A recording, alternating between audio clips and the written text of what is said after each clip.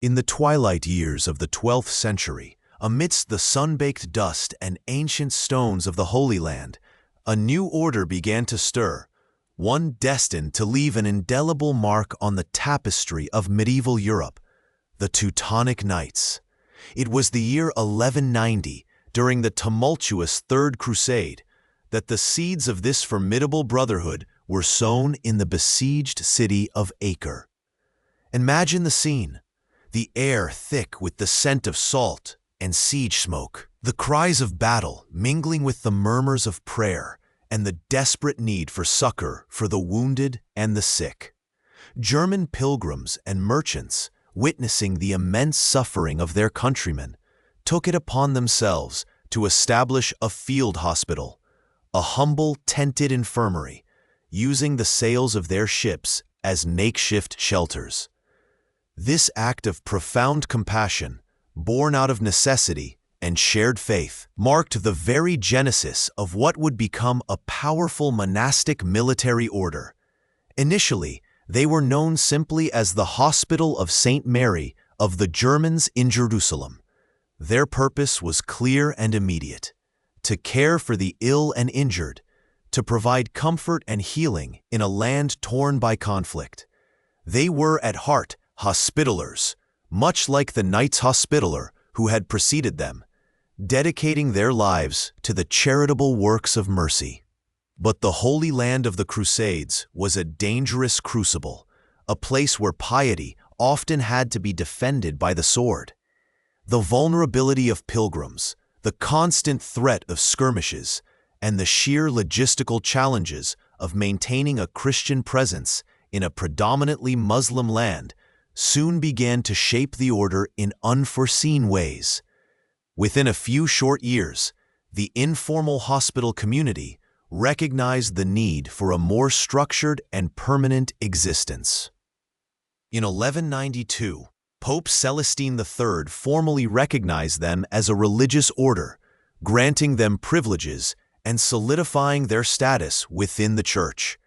This was a crucial step, elevating them from a temporary charitable endeavor to an established institution. Yet, their transformation was far from complete. The transition from a purely hospital order to a military one was a gradual, almost organic process, driven by the harsh realities of their environment. As more German nobles and knights joined their ranks, bringing with them martial skills and a warrior ethos, the order began to take on a dual identity. They found themselves not only tending to wounds, but also defending the very pilgrims they sought to protect, guarding the roads, and participating in the ongoing struggle for control of the Holy Land. The formal shift occurred in 1198, when Pope Innocent III, a pontiff known for his strong leadership and influence, elevated the order to the status of a military order, akin to the Templars and the Hospitallers. They were now officially known as the Order of the Teutonic Knights of St. Mary's Hospital in Jerusalem.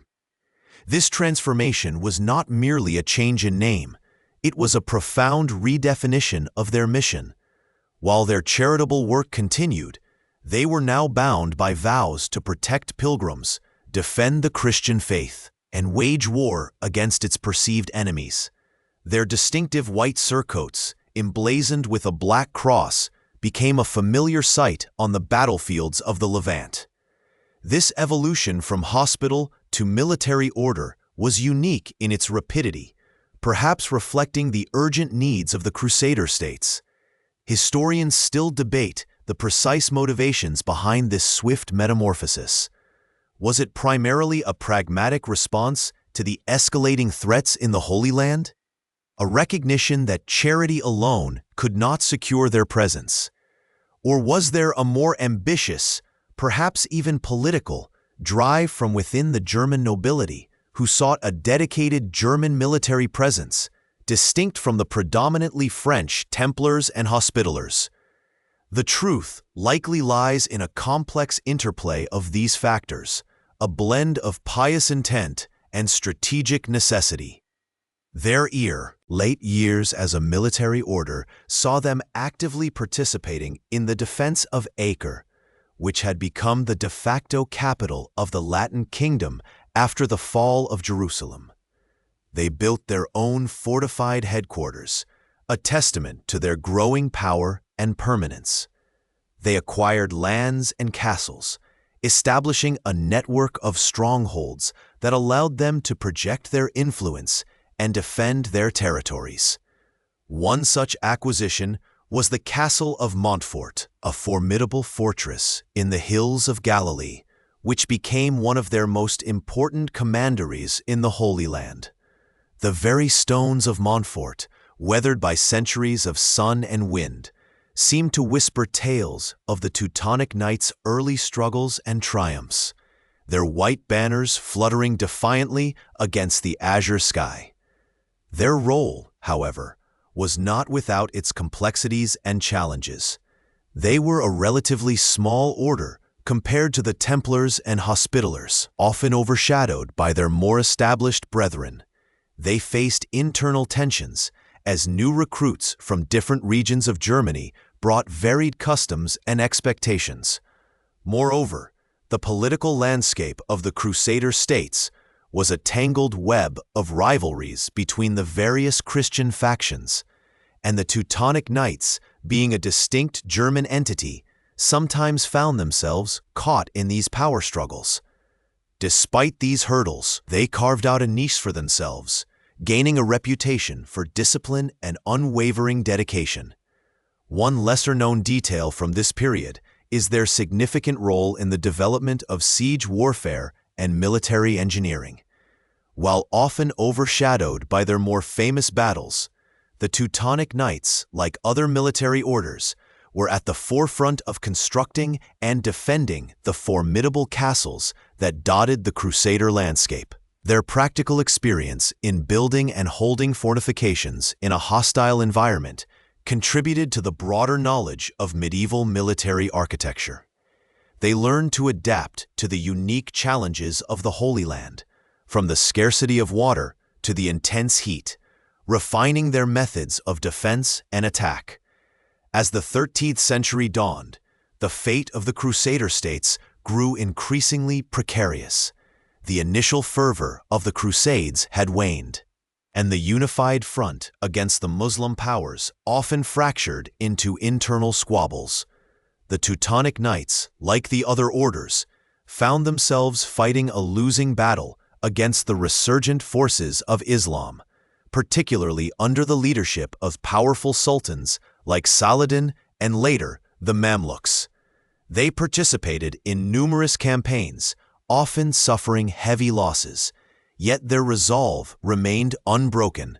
They were present at pivotal moments, their black crosses visible amidst the chaos of battle, a symbol of their enduring commitment to the Holy Land. The fall of Acre in 1291 marked the definitive end of the Crusader presence in the Levant. It was a devastating blow, a final curtain call for the Latin kingdom. The Teutonic Knights, along with the remnants of the other military orders, were forced to evacuate, leaving behind the very soil that had given them birth. Their mission in the Holy Land, to protect pilgrims and defend the Christian faith in the birthplace of Christ, had come to an end. Yet this was not the end of the Teutonic Knights.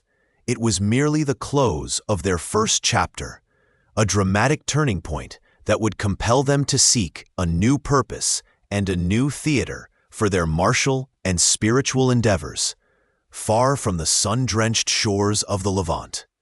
Their origins in the crucible of the Crusades, however, would forever shape their identity. Their discipline and their unwavering commitment to their vows, carrying the legacy of the Holy Land into the cold, forested lands of Northern Europe. If you're enjoying this, liking and subscribing truly helps and is much appreciated. The dust of the Holy Land, once stirred by the fervent prayers and clanging steel of the Crusaders, began to settle. The grand dream of a lasting Christian kingdom in the Levant, though bravely fought for, was slowly, irrevocably fading. Acre, the last bastion, fell in 1291, its stone walls crumbling under the relentless siege, its harbors no longer welcoming the ships of the faithful. For the Teutonic Knights, who had poured so much blood and treasure into the defense of Outremer, this was not merely a defeat, it was an existential crisis. Their very purpose, forged in the crucible of holy war in the East, seemed to vanish with the last flickering torchlight in Acre's ruins. Yet, even as the Order's ships sailed westward, carrying the remnants of their forces, a new horizon was already beckoning, one far removed from the sun-baked deserts and ancient cities. The whispers of a different kind of crusade had been growing louder for decades, echoing from the cold, forested lands along the Baltic Sea. Here, a vast expanse of paganism persisted, a world untouched by the cross, where ancient gods were still worshipped in sacred groves and ancestral spirits were honored with fire and sacrifice. The indigenous Prussian tribes, fiercely independent and deeply rooted in their animistic beliefs, had long resisted conversion, viewing the encroaching Christian powers, the Poles, the Danes, the German princes, with suspicion and hostility. This was the call that resonated with the Grand Master of the Teutonic Order, Hermann von Salza, even before Acre's final demise. He was a visionary, a diplomat, and a pragmatist, keenly aware that an order without a clear mission was an order doomed to irrelevance. As early as the 1220s, the Polish Duke Conrad I of Mazovia, struggling to contain the relentless raids of the pagan Prussians on his borders, had extended an invitation. He sought the military prowess of the knights, offering them land in Chelmno, Culm, as a base, if they would come and subdue these troublesome neighbors. It was an audacious proposal, one that offered not just a temporary encampment, but the promise of a permanent domain, a new home for the Order. The decision was not made lightly. The Order's initial focus remained on the Holy Land, but the strategic advantages of a northern pivot were undeniable. Here, they could carve out a territory of their own, free from the constant political maneuvering of European monarchs and the shifting alliances of the Crusader states. Here they could establish a stable economic base, cultivate fertile lands, and build a powerful, self-sustaining state. And, perhaps most importantly, here was a new frontier for the Drang nach Osten, the eastward expansion of German influence and Christianity. So in 1226, with the issuance of the Golden Bull of Rimini by Emperor Frederick II, the Teutonic Knights were granted not just the right to conquer and convert the Prussians, but also sovereignty over any lands they acquired. This was a pivotal moment, transforming the Order from a purely monastic military brotherhood into a nascent territorial power. The Pope, Gregory IX, further solidified their position with the Bull of Rieti in 1234, confirming the Order's direct allegiance to the Holy See, effectively making them independent of secular rulers within their new domain. This combination of imperial and papal sanction provided the legal and spiritual authority for their ambitious undertaking. The first knights arrived in Prussia in 1230, a small vanguard, perhaps no more than a few dozen, led by Hermann Bulk. They were seasoned warriors, disciplined and utterly devoted to their cause. Their initial foothold was the town of Chelmno, where they immediately began constructing a fortified castle, a symbol of their permanent intent. Unlike the fleeting campaigns in the Holy Land, this was a long-term project of conquest, colonization, and conversion. The conflict that followed was brutal and protracted. A stark contrast to the set-piece battles of the Crusades. The Prussian tribes, the Pomeranians, the Sambians, the Nadruvians, and others, were not a unified entity. They were a mosaic of clans and tribes, each with their own customs, their own territories, and their own fierce independence. They fought with a deep knowledge of their dense forests and treacherous swamps, employing guerrilla tactics, ambushes, and swift raids.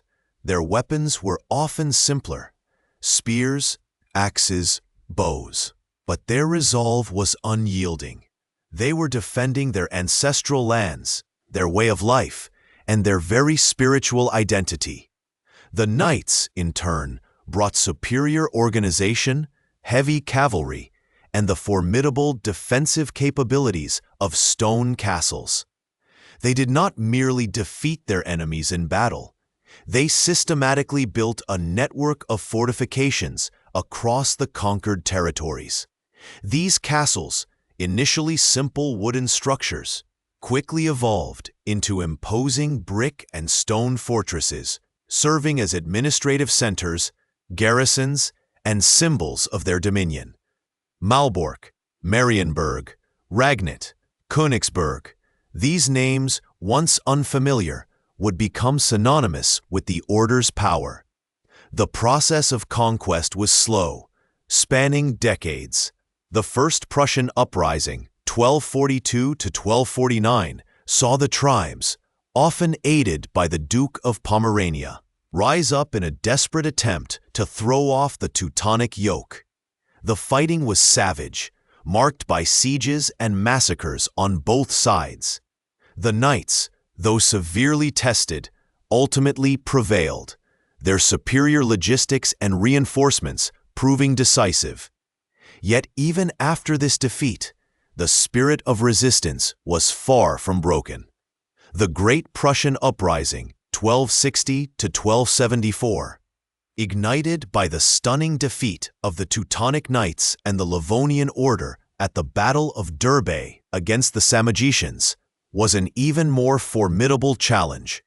This time, almost all the Prussian tribes united, sensing an opportunity to reclaim their freedom. For 14 long years, the knights fought for their very survival, their castles often isolated and under siege. It was only through sustained campaigns, the systematic destruction of Prussian strongholds, and the arrival of fresh crusaders from Germany that the uprising was finally crushed.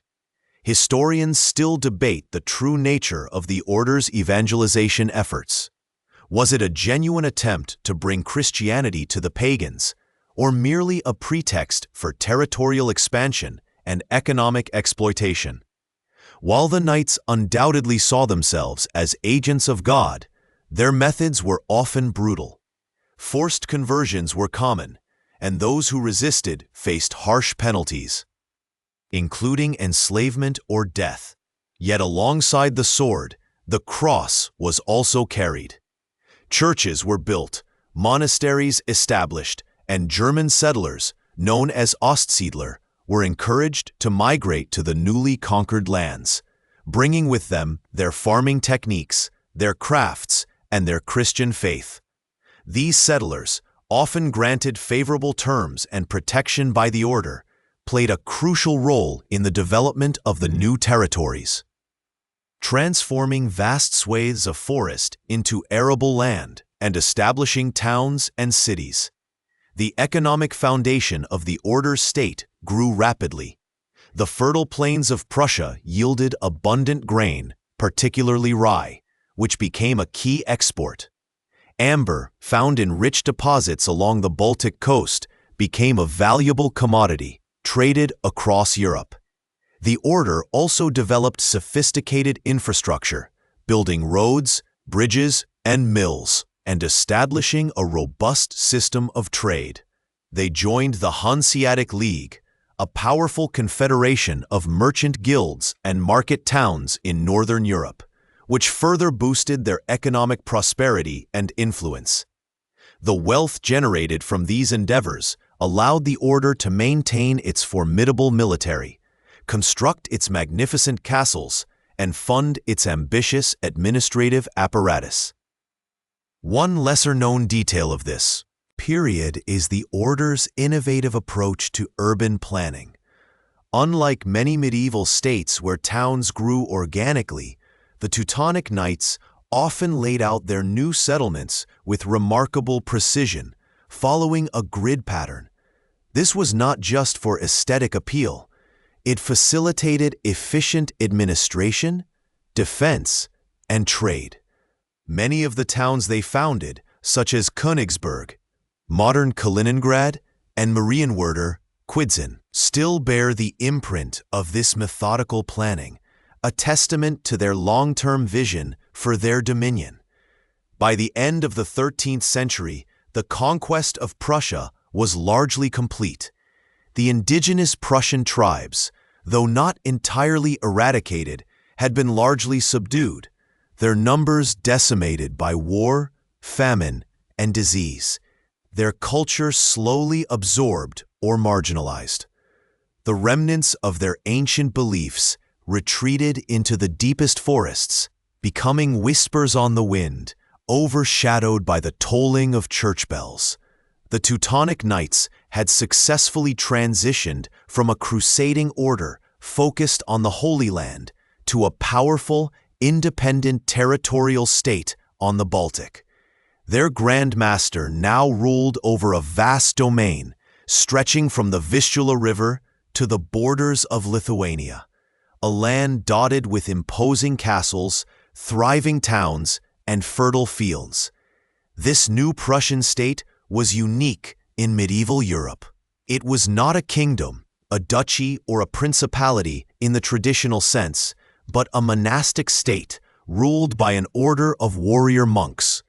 The Grand Master held supreme authority, advised by the order's senior officials. The system was highly centralized, efficient, and ruthlessly effective. The knights, though few in number relative to the population, maintained their dominance through strict discipline, military might, and a sophisticated administrative network. The shift in focus had been a remarkable success, transforming the order from a declining force in the Levant to a rising power in the north. But this very success sowed the seeds of future conflicts.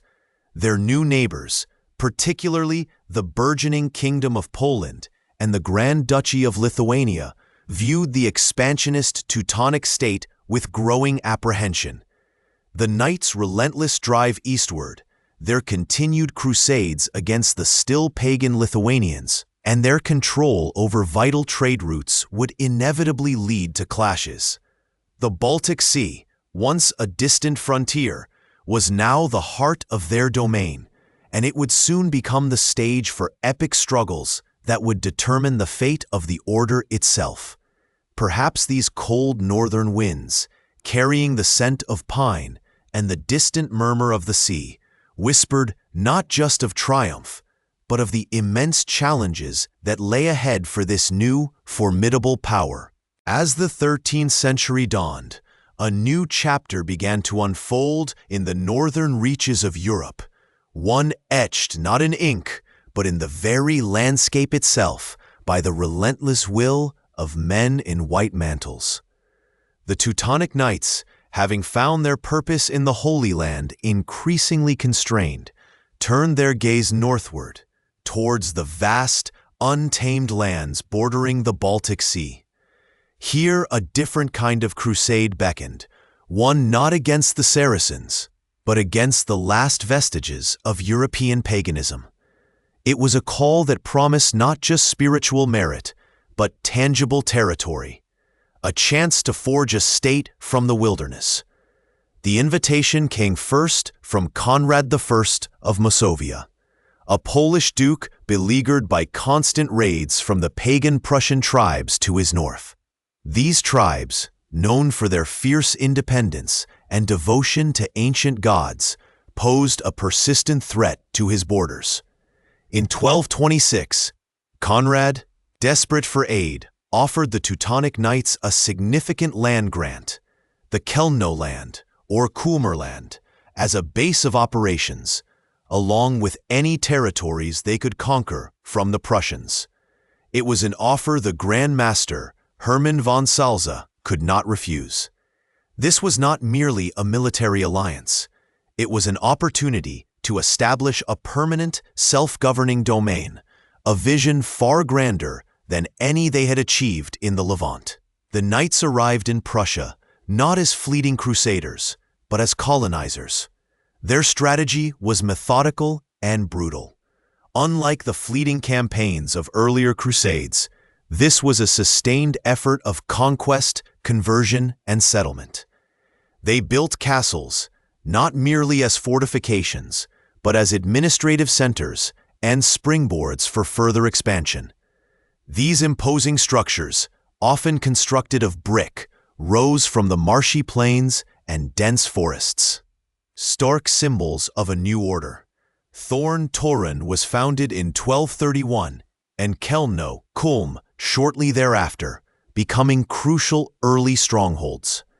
From these bases, the Knights launched systematic campaigns against the Prussian tribes, who, despite their bravery, were technologically outmatched and politically disunited. The struggle was protracted and bloody.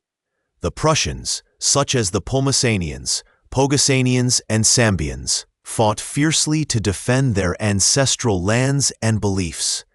They knew their forests and rivers intimately, using guerrilla tactics to ambush the heavily armored knights. Yet, the Teutonic Order possessed superior organization, discipline, and a steady influx of crusaders from across Germany and beyond, drawn by promises of spiritual reward and earthly spoils. The Knights also employed a scorched earth policy, destroying villages and crops to break the will of the resistance. The native population faced a stark choice: conversion and subjugation, or annihilation. One of the most significant early victories for the order was the Battle of the Jersgon River in 1234, where a combined force of Teutonic Knights and their Crusader allies decisively defeated a large Prussian army. This victory solidified their hold on the Kelno land and allowed them to push further into Prussian territory. As they conquered, they brought in German and Polish settlers, encouraging them to clear forests, drain swamps, and establish new towns and villages. This process of Ostsiedlung, or Eastern settlement, was central to the Order's state-building project, transforming the demographic and cultural landscape of the region. The land, once wild and sparsely populated, began to hum with the sounds of axes felling trees, hammers shaping stone, and the unfamiliar rhythms of agricultural life. The Knights' ambitions extended beyond Prussia. To their north lay Livonia, a region encompassing modern-day Latvia and Estonia, where another monastic order, the Livonian Brothers of the Sword, had been struggling for decades to establish Christian rule. Founded in 1202 by Bishop Albert of Riga, the Livonian Brothers faced similar challenges to the Teutonic Knights in Prussia: fierce pagan resistance from the Livs, Latgalians, Estonians, and Curonians, and a constant need for reinforcements. However, unlike the Teutonic Knights, the Livonian Brothers were less successful in consolidating their power, often clashing with local bishops and secular rulers.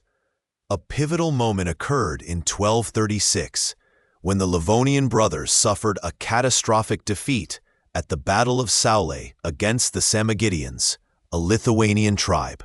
The Grand Master of the Livonian Order and many of his knights were slain, leaving the order on the brink of collapse.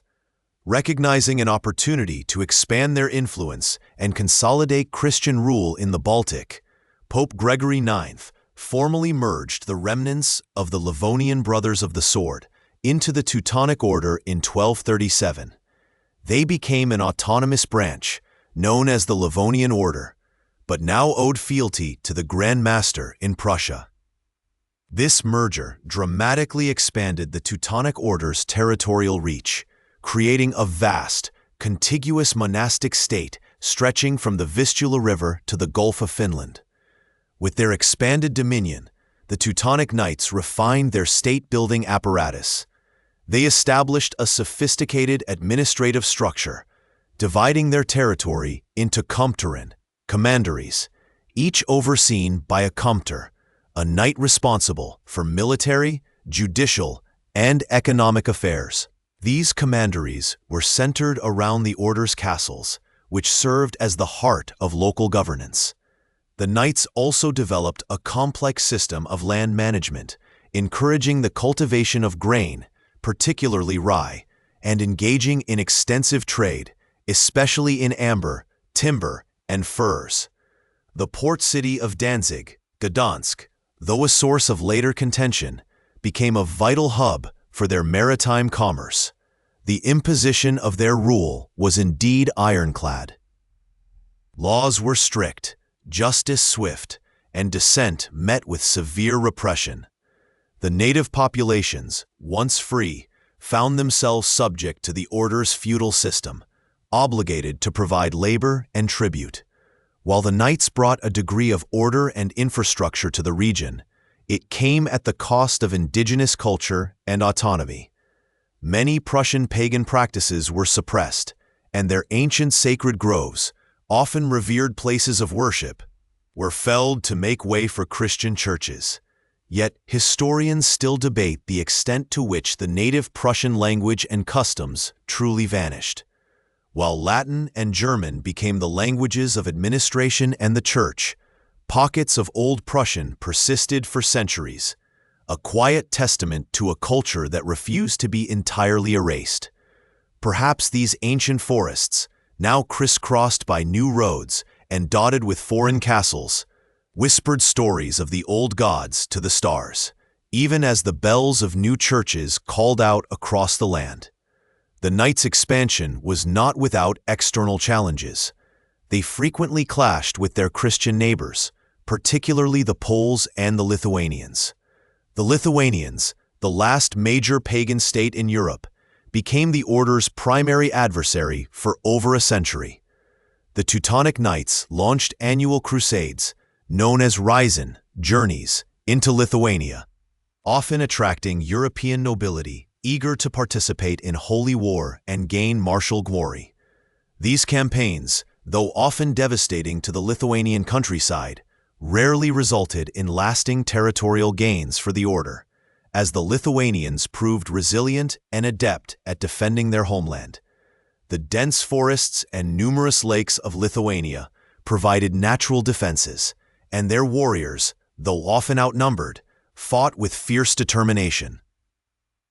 A lesser-known detail of this period is the order's pioneering role in the development of a sophisticated postal system. To manage their vast and dispersed territories, and to coordinate military campaigns and trade, the knights established a network of relay stations and couriers.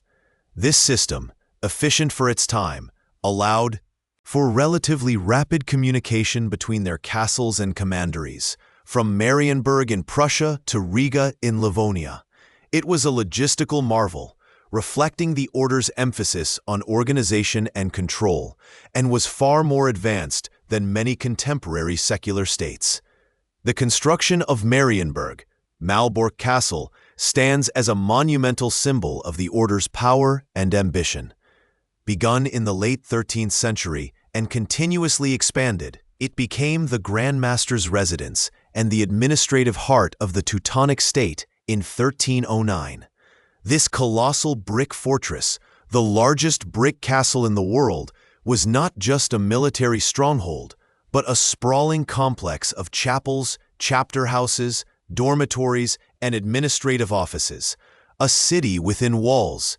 Its sheer scale and architectural grandeur reflected the wealth and centralized authority the order had amassed through conquest, colonization, and trade. The very bricks seemed to hum with the disciplined fervor of the monastic warriors who had built it. By the mid-14th century, the Teutonic Order had forged a formidable state in the Baltic.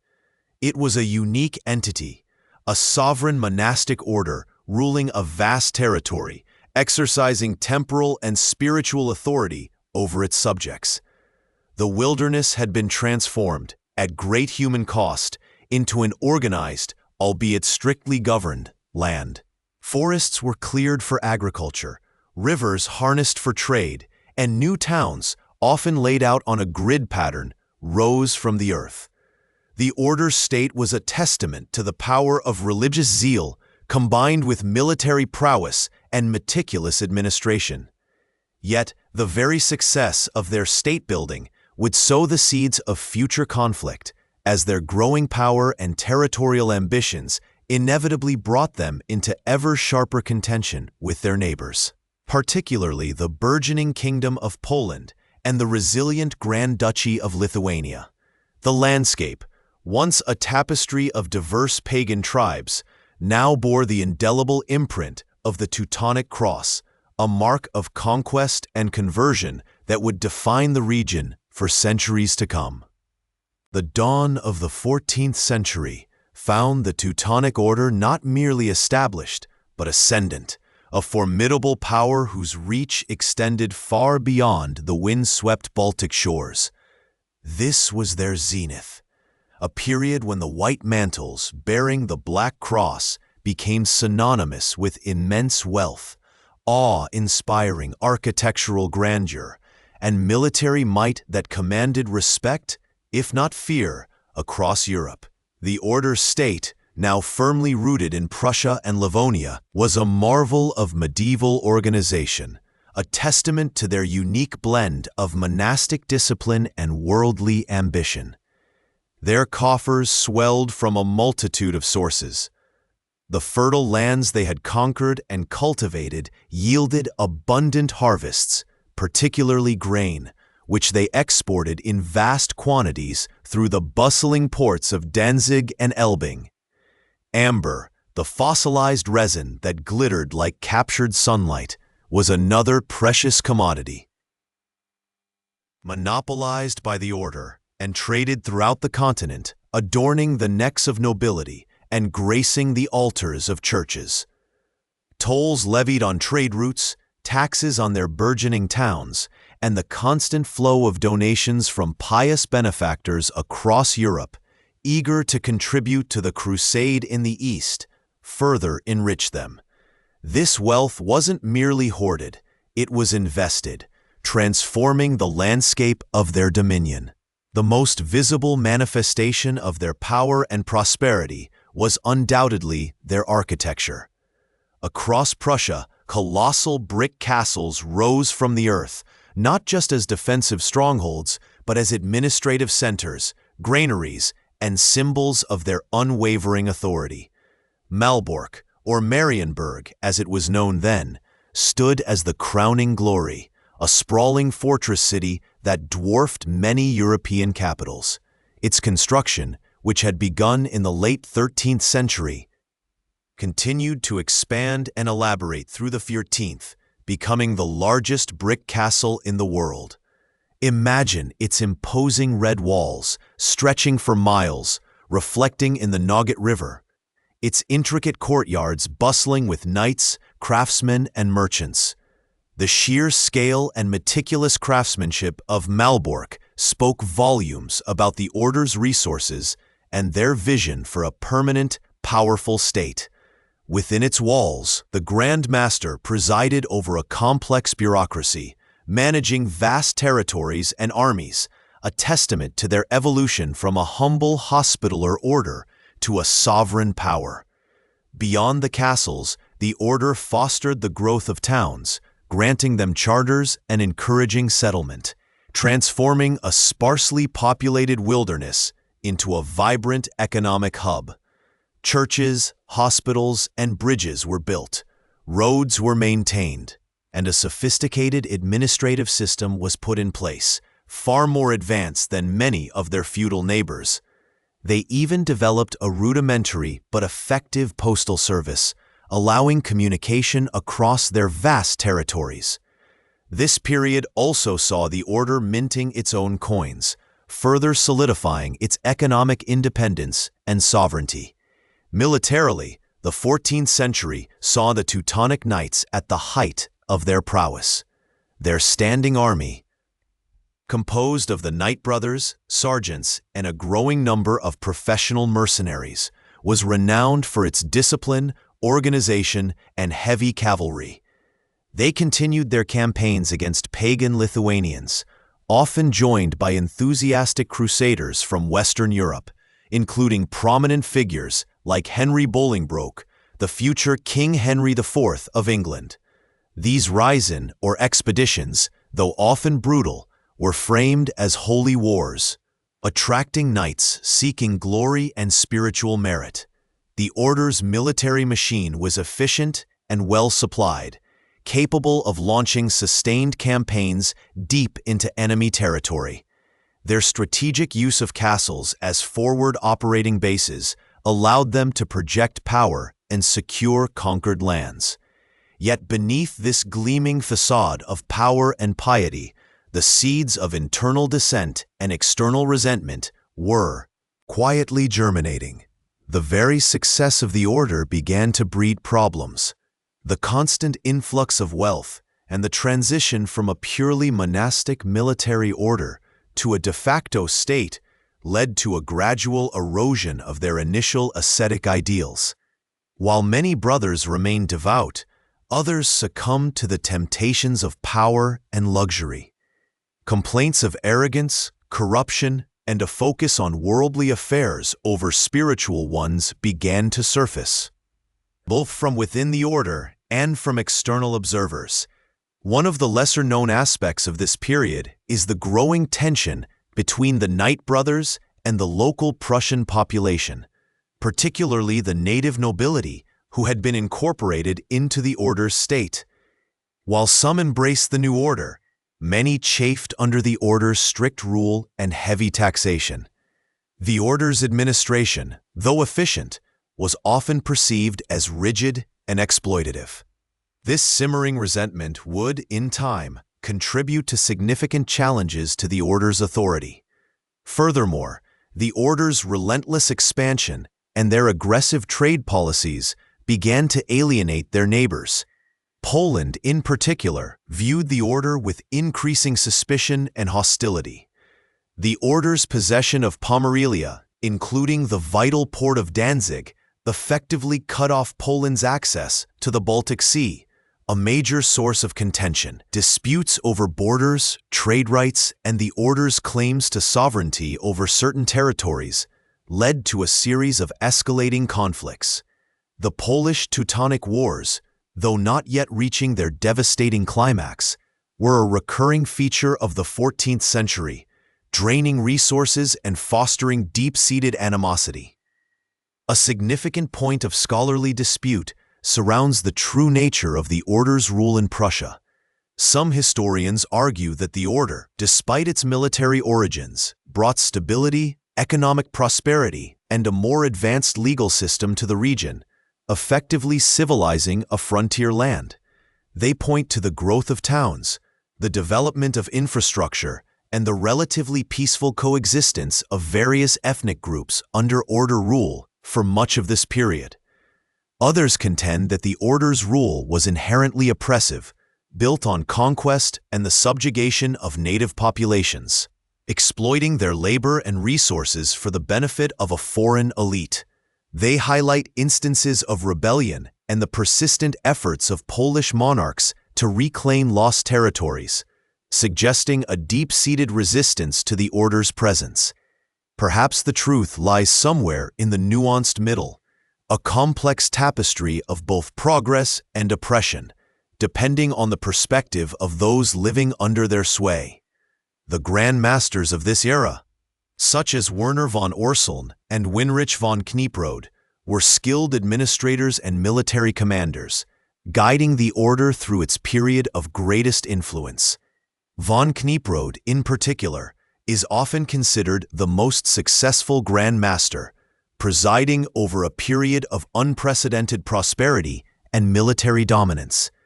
He strengthened the order's internal administration, expanded its territories, and successfully defended against numerous external threats. Under his leadership, the order's state reached its largest geographical extent. However, the very nature of their success, built on conquest and a unique blend of religious zeal and temporal power, contained the seeds of its own undoing. The ongoing Crusades against Lithuania, while providing a continuous justification for their existence and attracting foreign aid, also increasingly isolated them. As Lithuania gradually converted to Christianity, particularly after the Union of Krevo in 1385, which saw Grand Duke Jogaila of Lithuania marry Queen Jadwiga of Poland and convert to Catholicism, the religious pretext for the order's wars began to crumble. How could one wage a holy war against a Christian king? This pivotal shift undermined the order's very raison d'etre, leaving them exposed and increasingly viewed not as defenders of the faith, but as aggressive expansionists. The order's internal structure, while initially a source of strength, also harbored potential weaknesses. The system of electing the Grand Master, while democratic in principle, could lead to internal politicking and factions. The vast distances between the various commanderies and the Grand Master's seat at Malbork meant that local commanders often wielded considerable autonomy, sometimes leading to inconsistencies in policy or even outright defiance. The constant need for new recruits from Western Europe also meant that the order's membership was never fully homogeneous, with knights from different regions bringing their own loyalties and perspectives. As the 14th century drew to a close, the Teutonic Order, though still outwardly powerful and prosperous, found itself in an increasingly precarious position. The wealth that had built their magnificent castles and funded their armies also fueled resentment. The military might that had secured their dominion now faced a unified and increasingly formidable Polish-Lithuanian adversary. The religious justification that had underpinned their crusades was dissolving, leaving them exposed to accusations of land-grabbing and secular ambition. The very height of their power contained the elements that would, in the coming century, lead to their dramatic decline. The whispers of discontent, once faint, would soon grow into a roar, challenging the foundations of their formidable state. Perhaps the intricate carvings on Naubork's walls or the silent waters of the Nogat sensed the coming storm, a shift in the winds of fate that would ultimately test the very endurance of the Black Cross on the White Mantle. As the 14th century drew to a close, the Teutonic Knights, seemingly at the zenith of their power, found themselves facing a new and formidable challenge, one that would fundamentally alter the geopolitical landscape of Eastern Europe. This challenge did not emerge from the familiar battlefields of pagan resistance or fragmented principalities, but from a union of crowns, a convergence of peoples that created an adversary of unprecedented scale and strength. For centuries, the Grand Duchy of Lithuania, a vast and sprawling entity, had been the primary target of the Teutonic Order's crusading zeal. Its vast forests and numerous rivers had long provided refuge for its pagan traditions, making it a constant source of both converts and conflict for the knights. To the west, the Kingdom of Poland, a Christian realm, had its own complex relationship with the Order, marked by periods of alliance, rivalry, and outright warfare over disputed territories like Pomerelia. These two powers, though often at odds or pursuing independent agendas, now found themselves drawn into an extraordinary alliance.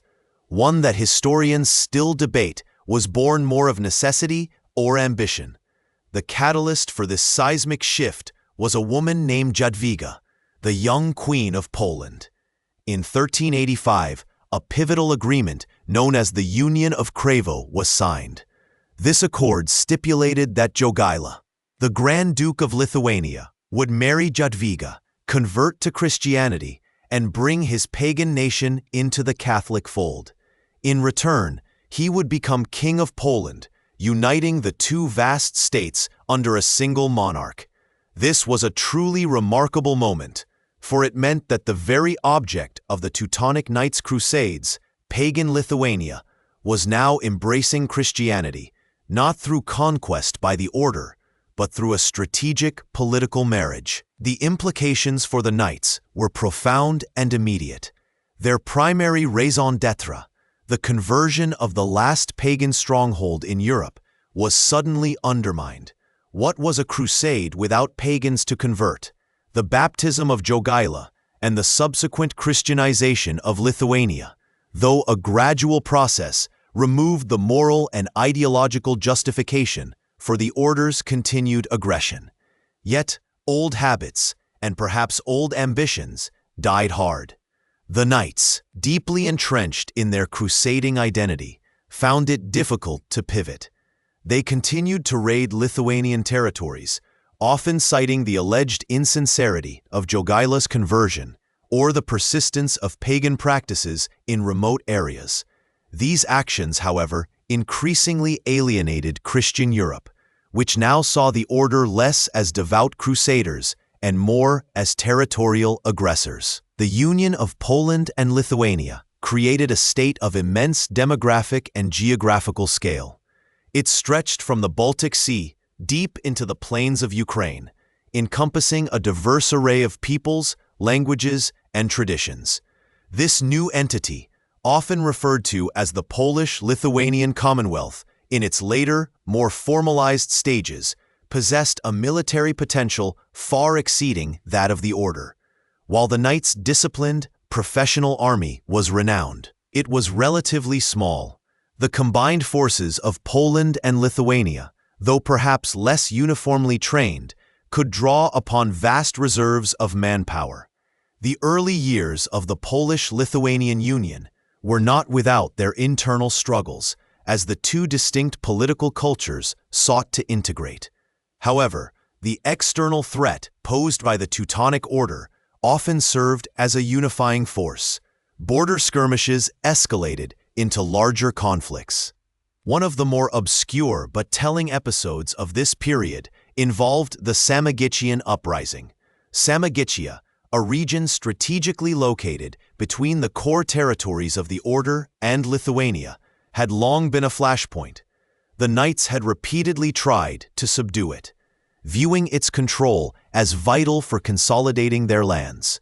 The Samogitians, fiercely independent, often appealed to Lithuania for support, and the Poles, in turn, saw the region as a crucial buffer. The constant unrest in Samogitia, fueled by the Order's harsh rule and the Samogitians' desire for autonomy, provided a perpetual pretext for conflict. Historians still debate whether the Samogitian uprisings were genuinely spontaneous expressions of local discontent or shrewdly orchestrated by Lithuanian agents to provoke the Knights. The stage was set for a confrontation of epic proportions. The years leading up to the Great Battle were filled with diplomatic maneuvering, propaganda wars, and smaller military engagements. Both sides sought to garner support from other European powers. The Teutonic Knights, masters of public relations, sent envoys across the continent, painting the Polish-Lithuanian Union as an unholy alliance, a threat to Christian Europe, and even accusing Jogaila of secretly reverting to paganism. Poland and Lithuania, in turn, highlighted the Order's aggression against a now Christian Lithuania and its territorial ambitions. The tensions finally erupted in 1409, when a full-scale war broke out. Both sides began to amass their forces. The Teutonic Knights, confident in their military prowess and the reputation of their formidable castles, called upon their European allies and mercenaries. Knights from France, England, and the Holy Roman Empire, eager for crusading glory, flocked to the Order's banner. The Polish-Lithuanian army, a diverse host of Polish knights, Lithuanian cavalry, Ruthenian contingents, and even Tatar auxiliaries, gathered in the plains. The culmination of this escalating conflict came on July 15, 1410, on the fields between the villages of Grunwald, Stembark, and Lodigowo, in what is now northern Poland. known also as the Battle of Tannenberg to the Germans and the Battle of Žalgiris to the Lithuanians. It was one of the largest and most decisive battles of the Middle Ages, involving tens of thousands of combatants. The morning of the battle was shrouded in mist, adding to the tension and uncertainty. As the sun burned through, the two vast armies faced each other, a spectacle of gleaming armor, fluttering banners, and the nervous anticipation of men on the cusp of a cataclysmic clash. The Teutonic Knights, under the command of Grand Master Ulrich von Jungingen, formed their lines with characteristic discipline, placing their elite heavy cavalry at the forefront. The Polish-Lithuanian forces, led by King Jogaila and his cousin Vytautas, the Grand Duke of Lithuania, adopted a more flexible formation, with the Polish heavy cavalry on the right and the lighter, swifter Lithuanian and Tatar contingents on the left.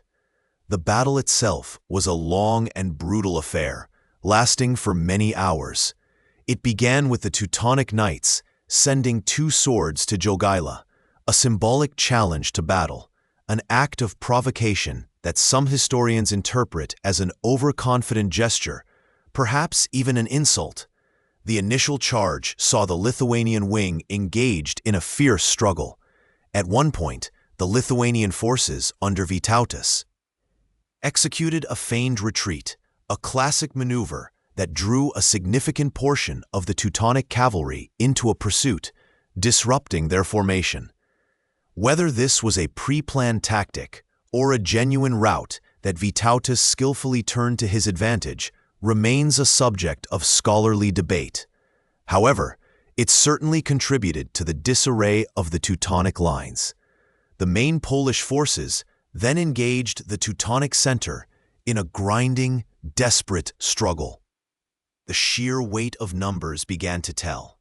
The disciplined charges of the Teutonic heavy cavalry, though formidable, were met with unwavering resistance. As the battle wore on, the Grand Master Ulrich von Jungingen made a critical decision. He led a direct charge with his reserves, aiming to break the Polish lines and perhaps even capture King Jogaila. This was a bold move, but it left the order's command structure vulnerable. In the ensuing melee, Ulrich von Jungingen was killed, a devastating blow to the morale and leadership of the Teutonic forces. His death marked the turning point of the battle.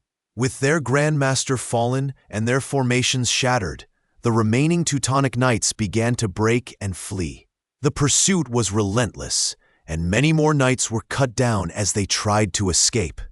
The victory for Poland and Lithuania was overwhelming.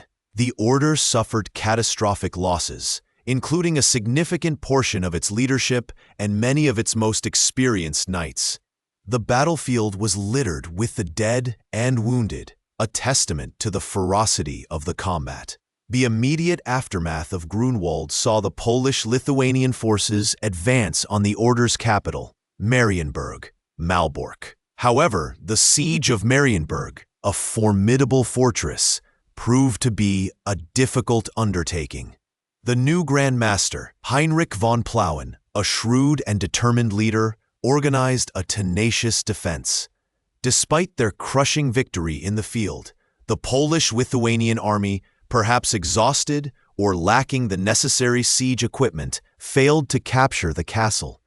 This failure, though it did not diminish the strategic significance of Grunwald, allowed the order to survive as an entity, albeit a severely weakened one.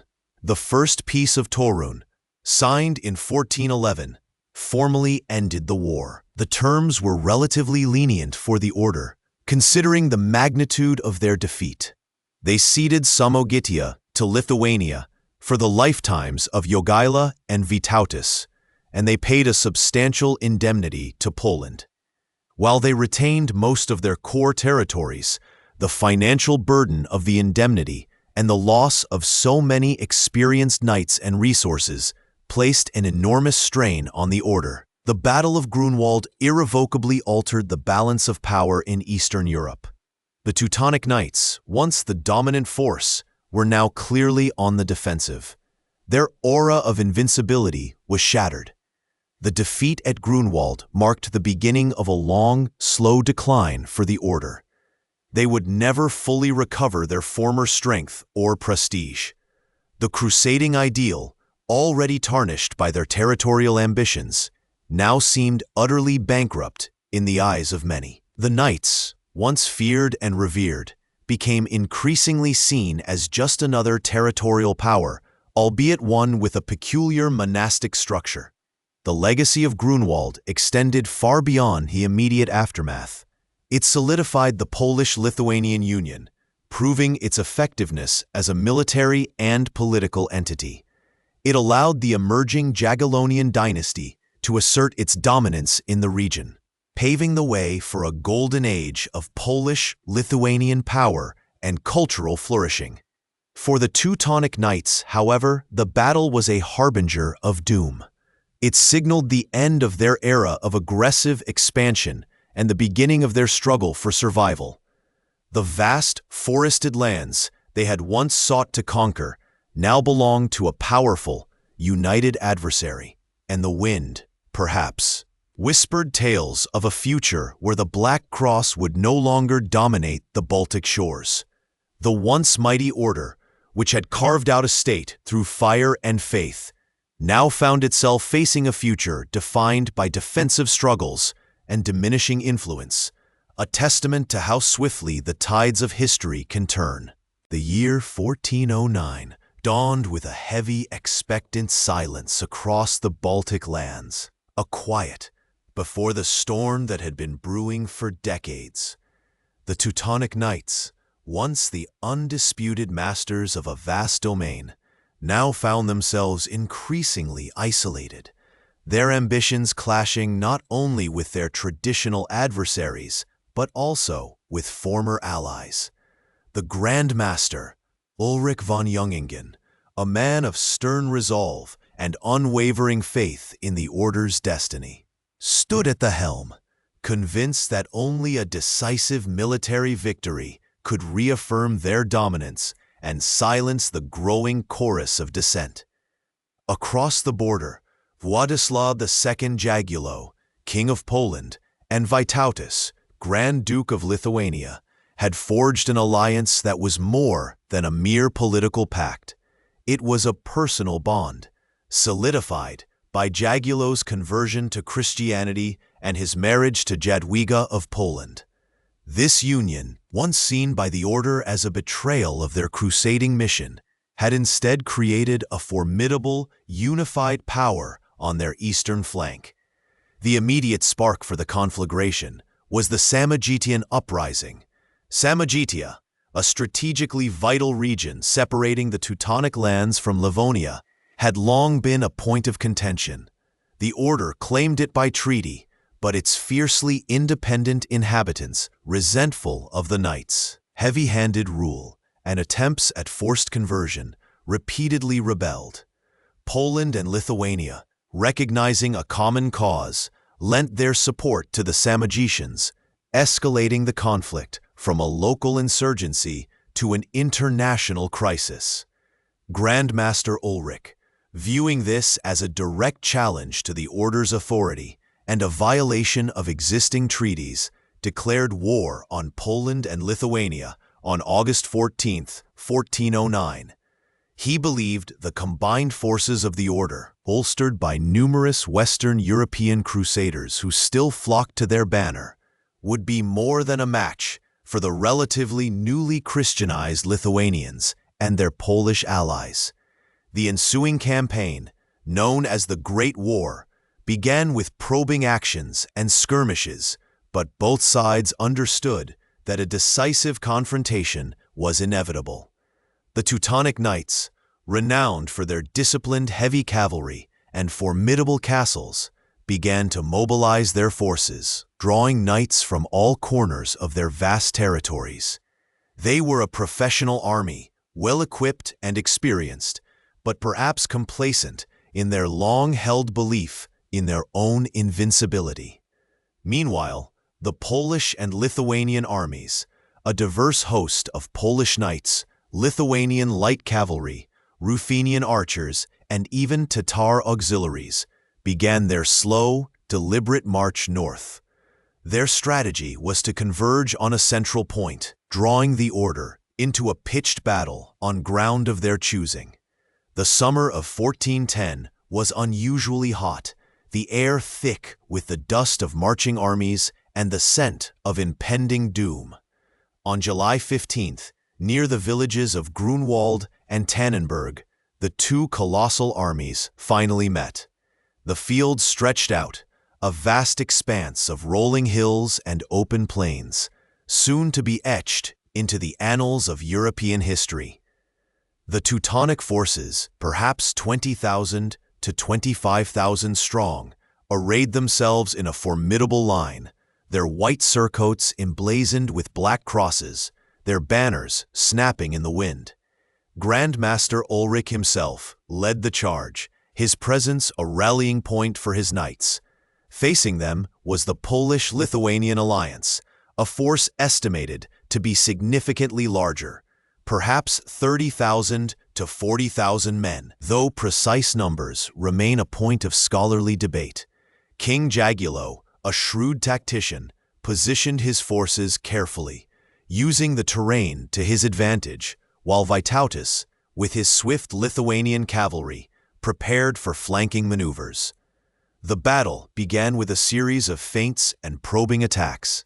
The Polish-Lithuanian forces, perhaps attempting to draw the knights out, initially retreated, a tactic that some historians believe was a deliberate ruse to disrupt the order's discipline.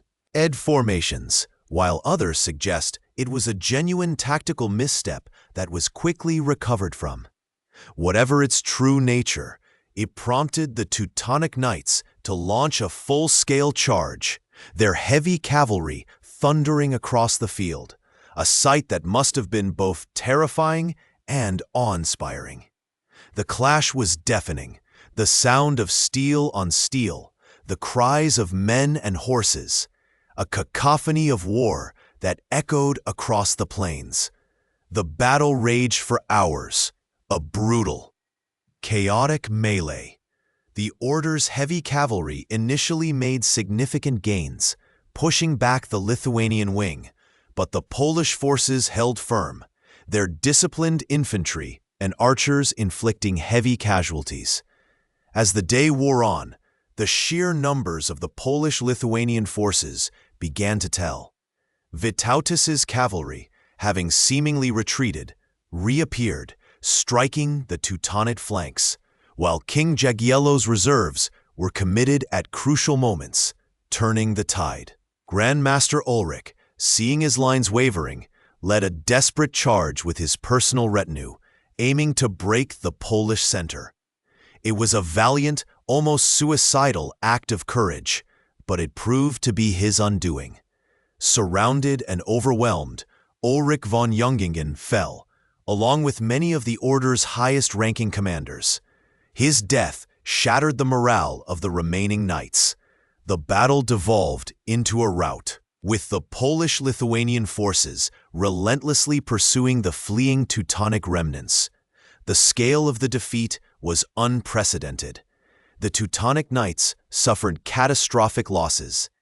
Estimates suggest that perhaps 8,000 to 10,000 knights and their retainers were killed, captured, or wounded, including the Grand Master, the Grand Marshal, and many other high-ranking officials. The flower of the order's military might had been utterly destroyed. The battlefield, once a scene of proud banners and gleaming armor, was now a gruesome tableau of death and despair. For the Polish-Lithuanian alliance, it was a resounding victory, a testament to their combined strength and strategic acumen. The news of Grunwald reverberated across Europe, shaking the foundations of the order's power and reputation. For centuries, they had been seen as an unstoppable force, the bulwark of Christendom in the East. Now, that image lay shattered. The immediate aftermath of Grunwald was chaotic. The victorious Polish-Lithuanian army advanced on the order's capital, Marienburg, Malberg, a fortress long considered impregnable. However, the siege that followed was ultimately unsuccessful. Though Marienburg was heavily damaged, its new commander, Heinrich von Plauen, a shrewd and determined knight who had not been present at Grunwald, organized a tenacious defense, buying the order precious time. This failure to capture the capital allowed the order to regroup, albeit severely weakened. The Treaty of Torun, signed in 1411, marked the formal end of the Great War. While the territorial concessions were not as extensive as Poland and Lithuania might have wished, the treaty was still a significant blow to the order. They ceded Samogitia to Lithuania for the lifetime of Jagiello and Vytautas, and paid a massive war indemnity, a sum so enormous it crippled their finances for decades. The financial burden of the indemnity was immense. To raise the funds, the order was forced to levy heavy taxes on its subjects, alienating the very people they ruled.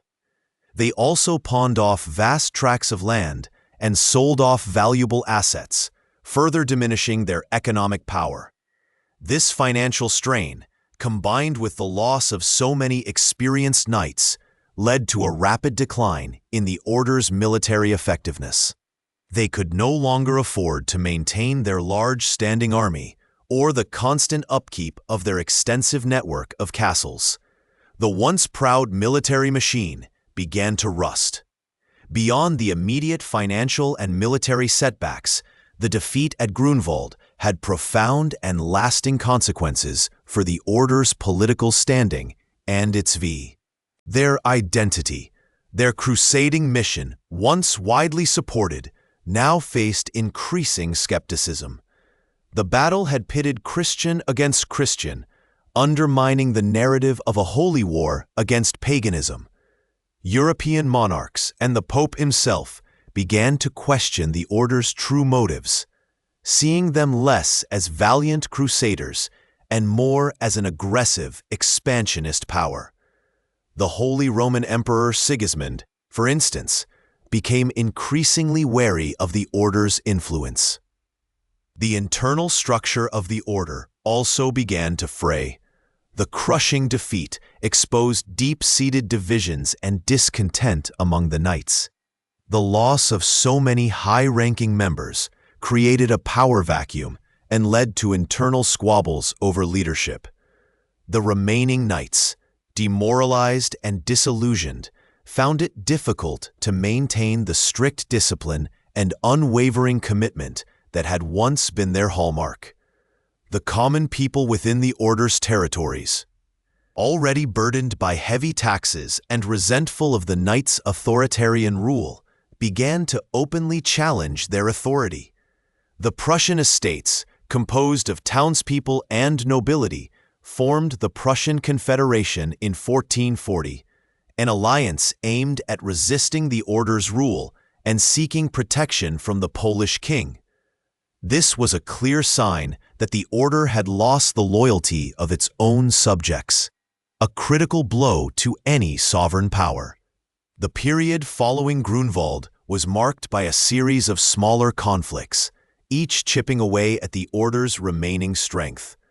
The Golub War in 1414, though inconclusive, further drained the order's resources.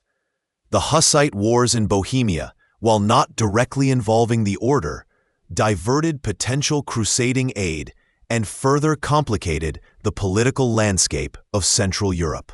The order's attempts to rebuild their military and financial strength were consistently hampered by internal dissent and external pressures. They struggled to recruit new knights, as the allure of joining a powerful and victorious crusading order had faded, replaced by the grim reality of a struggling, beleaguered institution. The decline was not a sudden collapse, but a slow, agonizing process. The order, once a vibrant and dynamic force, became increasingly stagnant and inward-looking.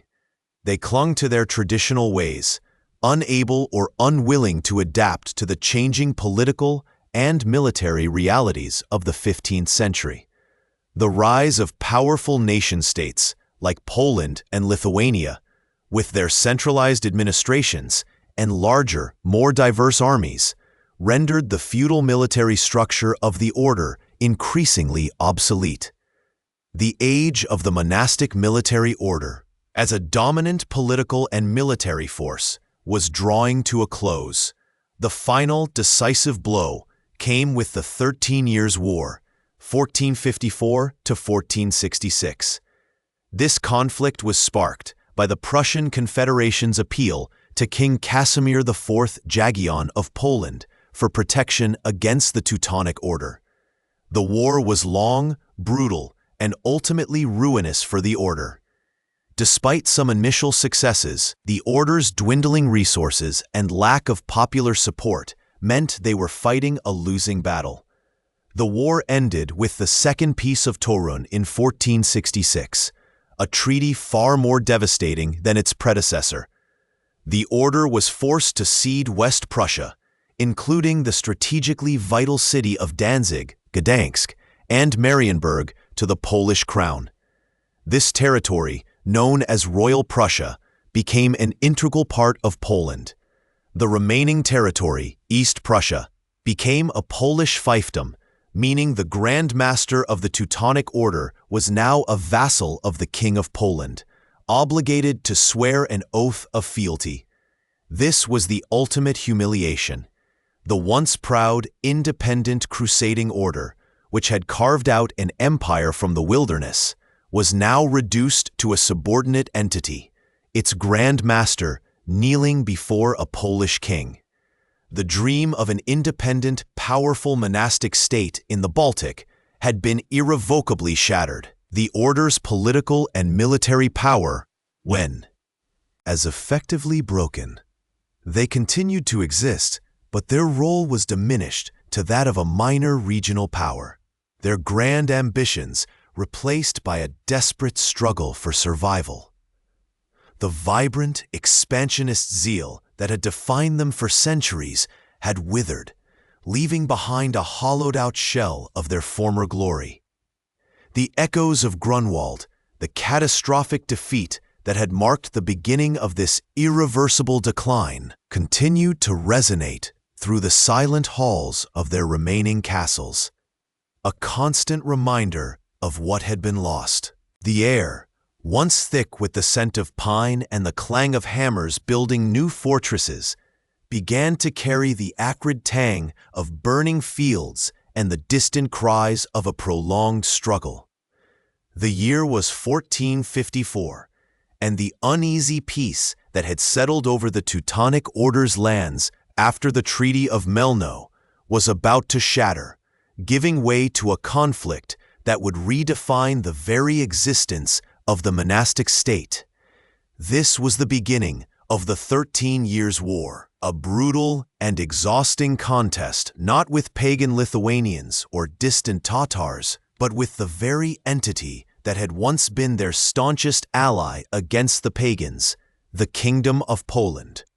The seeds of this conflict had been sown decades earlier, not just in the order's continued expansionist ambitions, but in the growing discontent within their own territories.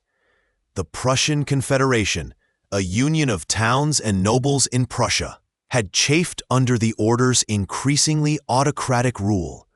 They felt burdened by heavy taxes, excluded from political power, and saw the order's monopolistic control over trade routes as stifling their economic growth. These were not mere grumbles. They were deep-seated grievances, nurtured over generations, and by the mid-15th century, they had ripened into outright rebellion.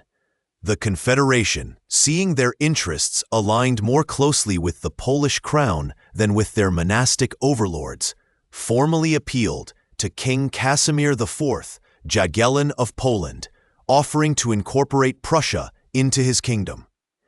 Casimir, a shrewd and ambitious monarch, saw an opportunity too significant to ignore. The order, though weakened, still controlled vital Baltic trade routes and fertile lands, Accepting the Confederation's plea was tantamount to a declaration of war, but it was a war he was prepared to wage. In February 1454, he issued an act of incorporation, formally annexing Prussia to Poland, and the Teutonic Knights, seeing their territorial integrity and very sovereignty threatened, had no choice but to respond with force. The war that followed was unlike any the order had previously fought. It was not a grand crusade or a swift punitive expedition, but a grinding, attritional conflict that lasted for 13 grueling years, from 1454 to 1466. The initial phase saw the order suffer a significant setback at the Battle of Chojnice in September 1454. Though the Knights, reinforced by mercenaries, managed to inflict a defeat on the Polish forces, it was a costly victory that highlighted their reliance on hired soldiers, a dependence that would prove to be their undoing. Unlike the earlier battles where the monastic brethren formed the core of their fighting force, by this point, the order's ranks of actual knights had dwindled significantly. They were increasingly administrators and landlords, relying on professional soldiers to fight their wars, and these mercenaries demanded payment, often in advance, and were notoriously fickle.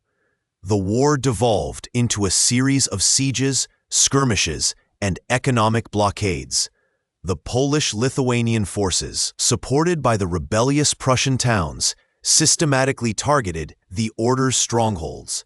Malbork, the Grand Marienburg, once the impregnable heart of their dominion, became a focal point of the struggle.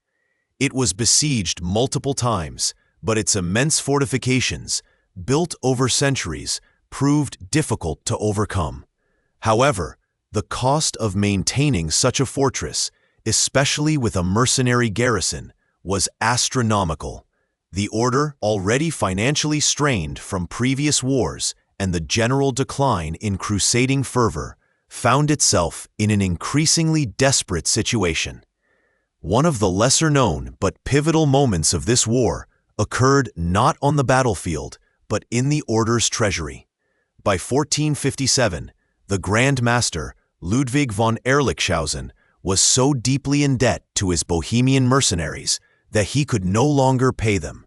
In a desperate act, the mercenaries, rather than abandon their posts, simply sold the castle of Malbork itself to King Casimir IV for a substantial sum. Imagine the scene. The very symbol of Teutonic power, the grand fortress that had withstood countless assaults, was not conquered by force of arms, but simply handed over due to financial insolvency. This act, more than any single battle, symbolized the decline of the order's military and economic might. The loss of Malbork forced the Grand Master to relocate the order's capital to Königsberg, a move that further diminished their prestige and control over their former heartland. The conflict dragged on, characterized by its brutal nature and the widespread devastation it wrought upon the Prussian lands. Towns were razed, fields lay fallow, and trade routes were disrupted. Both sides employed mercenaries, leading to a war that was often fought by professional soldiers, with little personal stake beyond their pay. Yet the suffering of the civilian population was immense. Historians still debate the precise impact of this war on the long-term demographic and economic development of Prussia. Some argue it set back the region's growth by centuries, while others contend that the subsequent integration into Poland, despite the initial destruction, ultimately fostered a more stable and prosperous environment. What is clear is that the landscape bore the scars of this protracted struggle for generations. The final decisive blow came at the Battle of Puck in 1462, where the Polish forces achieved a significant naval victory, further crippling the order's ability to resupply its garrisons and control the Baltic Sea. By 1466, After 13 years of relentless fighting, the order was utterly exhausted, militarily bankrupt, and politically isolated. They had lost the support of the Holy Roman Empire, and their appeals to the Pope for intervention had largely gone unheeded. The once formidable monastic state, forged in the crucible of crusading zeal, was on its knees. The war concluded with the signing of the Second Peace of Thorn on October 19, 1466. This treaty was a crushing blow to the Teutonic Order, fundamentally altering the political map of Central Europe and effectively ending the Order's independent statehood. Under the terms of the treaty, the Order ceded a vast swathe of its territory to the Kingdom of Poland. This included the western part of their domain, known as Royal Prussia, which encompassed important cities like Gdansk, Danzig, Torun, Thorn, and Elbing, as well as the former capital of Malbork. These lands were directly incorporated into the Polish crown, becoming an integral part of the Polish state. But the humiliation did not end there. The remaining eastern portion of the Order's territory, known as monastic Prussia, was not allowed to retain its independence. Instead, it was reduced to a Polish fief. This meant that the Grand Master of the Teutonic Order, who had once held sway as an independent sovereign, was now compelled to swear an oath of homage to the King of Poland. He became a vassal, obligated to provide military aid and political loyalty to the Polish crown. This transformation from an independent crusader state to a subordinate principality marked a profound and irreversible shift in the Order's status. The implications of the Second Peace of Thorn were far-reaching. For Poland, it was a triumph, solidifying their control over the Baltic coast and integrating a prosperous region into their kingdom. For the Teutonic Order, it was a catastrophe. Their territorial integrity was shattered, their political sovereignty was lost, and their military power was effectively broken. The very purpose of their existence, the establishment and defense of a crusader state in Prussia, had been undermined. They were no longer masters of their own destiny, but rather a subordinate entity, their future inextricably linked to the whims of their Polish overlords. The Order, now headquarters in Königsberg, struggled to adapt to its new reality. The Grand Masters who followed were faced with the daunting task of governing a diminished territory while navigating the complex political landscape as vassals of a powerful neighbor. The crusading spirit, which had been the bedrock of their foundation, had long since waned, replaced by administrative concerns and the bitter taste of defeat. The once proud and fearsome Black Cross on white, which had struck fear into the hearts of pagans and kings alike, now flew under the shadow of the Polish eagle.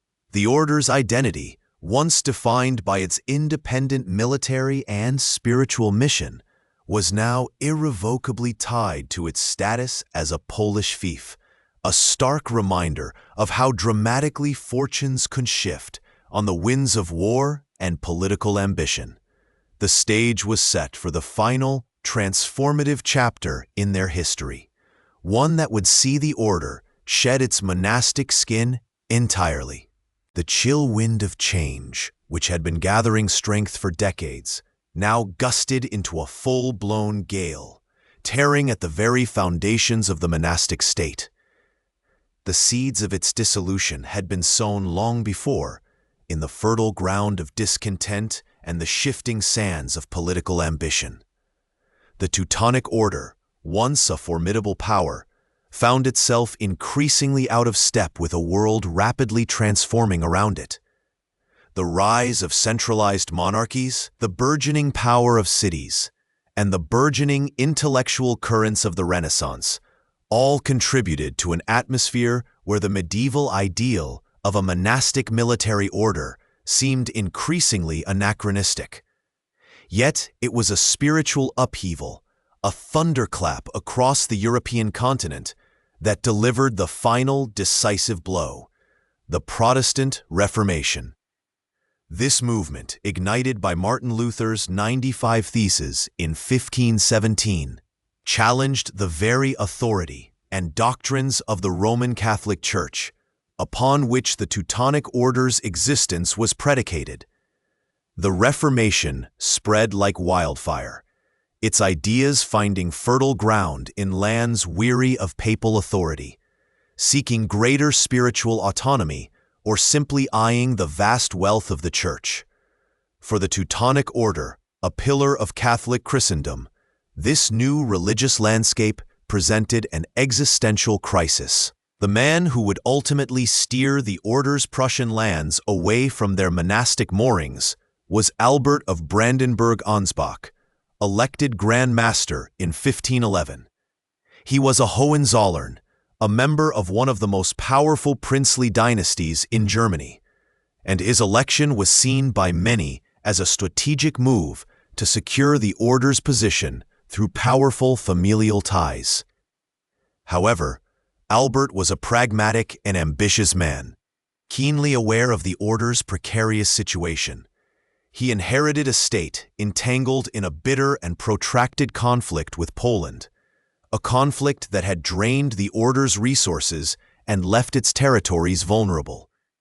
The Peace of Thorn in 1466 had already reduced the Order to a vassal of the Polish crown for its Prussian territories, a humiliating blow to its former sovereignty. Albert sought a way out of this debilitating subservience and a path to greater stability for his lands. The ideas of the Reformation resonated deeply with Albert. He saw in them not only a spiritual truth, but also a profound political opportunity. Embracing Lutheranism would allow him to break free from the authority of the Pope and, crucially, from the Polish king, who remained a staunch Catholic.